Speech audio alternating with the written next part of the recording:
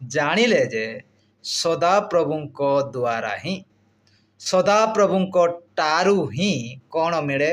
ପରିତ୍ରାଣ ମିଳେ। ପ୍ରଭୁ ଯୀଶୁଖ୍ରୀଷ୍ଟଙ୍କ ଦ୍ୱାରା ହିଁ ଆମ୍ଭର ପାପର କ୍ଷମା ହୁଏ ଏବଂ ପାପରୁ ଆମ୍ଭେ କ'ଣ ପାଇବା? ପରିତ୍ରାଣ ପାଇବା।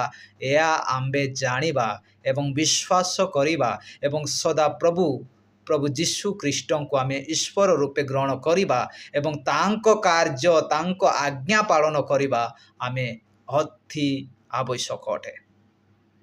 ସେଥିପାଇଁ ପ୍ରେରିତ ପାଉଲ କହନ୍ତି ରୋମିଓ ତାର 5:8 ଆମ୍ଭେ ଯେତେବେଳେ ପାପରେ ଥିଲୁ ଏବଂ ପାପ କରି ଆମେ ପାପୀ ଥିଲୁ ସେତେବେଳେ ପ୍ରଭୁ ଯୀଶୁଖ୍ରୀଷ୍ଟ ଆମ୍ଭ ନିମନ୍ତେ କ'ଣ କଲେ? ମୃତ୍ୟୁଭୋଗ କଲେ। କି ଆମ୍ଭେ କ'ଣ ପାଇବା? ଆମେ କ'ଣ ପାଉ? ପରିତ୍ରାଣ ପାଉ। ଏଥି ନିମନ୍ତେ ପ୍ରଭୁ ଯୀଶୁଖ୍ରୀଷ୍ଟ ଆମ୍ଭ ପାପ ନିମନ୍ତେ କ'ଣ ହେଲେ? ମୃତ୍ୟୁଭୋଗ କଲେ। ତାହାଙ୍କଠାରେ ବିଶ୍ୱାସ କର।